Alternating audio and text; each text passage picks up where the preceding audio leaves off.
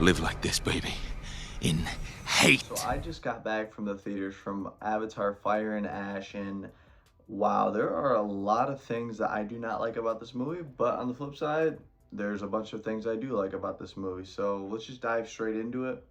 Now, honestly, the way I feel about the Avatar franchise, especially The Way of Water, there won't be any spoilers in this, by the way, but it is kind of like that one situation ship that you don't know why you keep on going back to it, and then you see like a really like good moment in them, and you're like, oh my god, yeah, you could be my girlfriend, and then like they just do ends and ends of just stupid things and that just make no sense. That's Avatar, and that's why you don't date Avatar. But going on to Fire and Ash, it's literally just like Way of Water, like to a lot of degrees. Like you have the same basic military. I do think that, oh god, I forgot his name, but the military man that becomes an avatar, like one of the blue people, essentially. And he, besides him, he has the best part of this movie as far as the military side goes. The rest of it is just complete slop. I have so many problems with the military in this, and as a recurring thing, if you watch the Talkers on the Wall videos, but going on to it, let's go more into like the strengths. The family bond is still great. I don't think it's as strong as Way of Water. I think a lot of things in this movie are just a little bit less than Way of Water. Um, but yeah, and I think the dynamic stays good. It's just as good as Way of Water or a little worse. Um, what a weird. I think it's weird. The spider and oh gosh, I forgot her name. But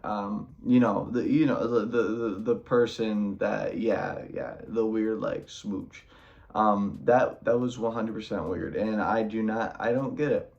Um, Obviously with Avatar movies, that these movies are just gonna have amazing CGI. Like this is the pinnacle of CGI. Like, if you just want amazing action and cool explosions and like cool creatures flying and doing sick tricks, 100% your movie. 100% your movie. Like this movie is gorgeous, and I don't. I love that in movies, but I am 100% more a storyteller, like personality and character study. And when it comes down to it, just most of the characters in this movie are serviceable to good, but a lot of them are just straight up trash. And we're just gonna go out and say it. I think I hate the Spider character more than Lex Luthor hates Superman. This character is so goddamn awful. I think the concept of the character is fine. I think it could have been way better. James Cameron should go to jail for murdering this character concept. And it does not help. I'm just gonna go out and say it too. Yeah, the actors got awful for it. I don't know if he didn't feel comfortable with the lines that he was given because the lines aren't that good. The worst comedic relief character I think I've ever seen in my life. And there's so many moments in this movie where like a certain thing happens and I'm like, oh my gosh, yes. And then certain things happen where I'm like, oh my god, Spider, just get out. Like a great scene could happen and Spider comes up and just completely ruins the tempo of the scene. I think there's one good scene, and that's between Jake and Spider. And yeah, I just cannot. I just want to get on my soapbox because I could talk about how much I hate this character so much. Just genuinely some of the worst line delivery, some of the worst lines, character like, because what happens in this movie to him is cool. Don't get me wrong. Not everything, like the plot of Spider is serviceable and good. It's just the actor, it's just the dialogue, it's just how the character acts all the time with no progression. It's just it's just ass, and it's just a two pack of ass. I just really think that's what it is. Um, I yeah, and I just think that's what weighs down like almost every scene. I in this movie is a big Spider movie. It's like, hey, They acting like Spider was a first round draft pick, bro. Like, hey, you got to get in there, bro. We warmed you up in the second movie, Way of Water, and you weren't good in that either. So we're just gonna give you the keys to the damn car. You're gonna be playing like third fiddle. You're gonna be Kevin Love of this movie. And yeah, no. And going more into what I don't like about it too, the ending. Come on, I would say the ending is just a little bit better than I don't even know, honestly. I really don't know, because you have the cool payoff with a certain character, but then in the second movie you had to deal with the grief of the dead brother, and I think that was a really good moment for Drew Lock, I think is his name. It's not that these characters are all bad. It's just that there's so like bizarre names for a movie in like a short time, that not a short time, because 3 hours and a half, 3.5 hours movie, but I'll get into that too. But yeah, I think that character's really good, and honestly during the beginning of the movie I think Drew Lock his character is better than Sully. I think I almost wanted to have like that POV switch when a certain moment happens to Sully, and I just want, oh, so this is Drew Lock's movie. No, it doesn't feel like you get that payoff, and yeah, I just think that's a detriment to the movie, because I think you need progression of characters. Granted, it happens as something else in it, but no. And like I talked about earlier, the runtime is about 3.5. You know, you get to the movie like a little like on time. You know, it's about 30 minutes in credits too, so you're basically there for 4 hours, bro. So sit tight, and it feels like all of that 3.5 hours. I will not lie. There's a lot of just bait and switch, like action.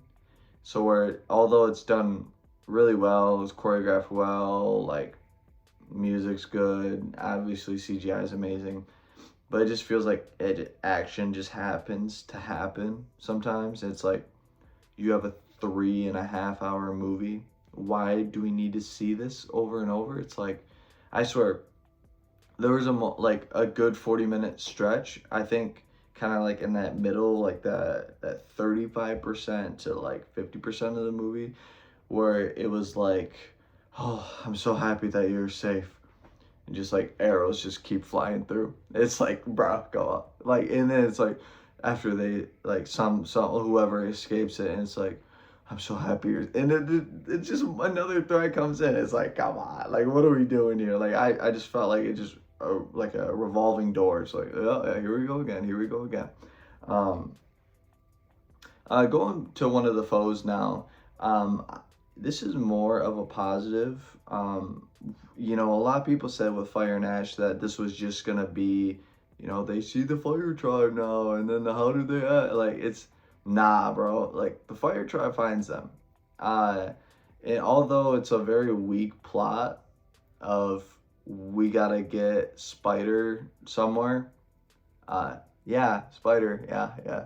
Common theme of why I don't like this movie. Um, yeah, no, I think the movie's passable. But the Fire Tribe, or Ash, whatever you want to call it, but I think they're just straight up evil. If you want some like, you know, like kind of like how the water people were like, hey, like we just can't keep you here. Like, and then there was a development between the, you know, protecting, and then the relationships between the characters of each tribe. You know, Sully's family and the Water Tribe. You no, don't worry. There's no repetition there. These motherfuckers are just on Black Air Force energy, bro. They just came to scrap, and I think it's cool. I mean, I think if we would have gotten another like, oh, but our tribe needs to stay alive. It's like, nah, bro. We just wanna burn people respectfully. Um, but yeah, I think like I said, I think the person I had a really hard time remembering their names, and I think it's also a detriment to most of the characters, not the family. Those are just weird names. But the military man, he definitely has his best movie out of all three, and yeah, I think that's where I'm gonna wrap it up. I like this 10-minute like rant style video, and if I were to give this movie 1 out of 10, I'd give it a 6. One of my friends says an addictive 6. There's so many things that are good about this movie, but there's so many things just weighing it down that I just cannot even like put it to what I called like other 7 out of 10 movies like Fantastic Four. I think Fantastic Four clears out of the water. But yeah, if you like this video, make sure to like and subscribe. There might be some more Avatar content on the way, but I highly doubt it. But I hope you guys liked it.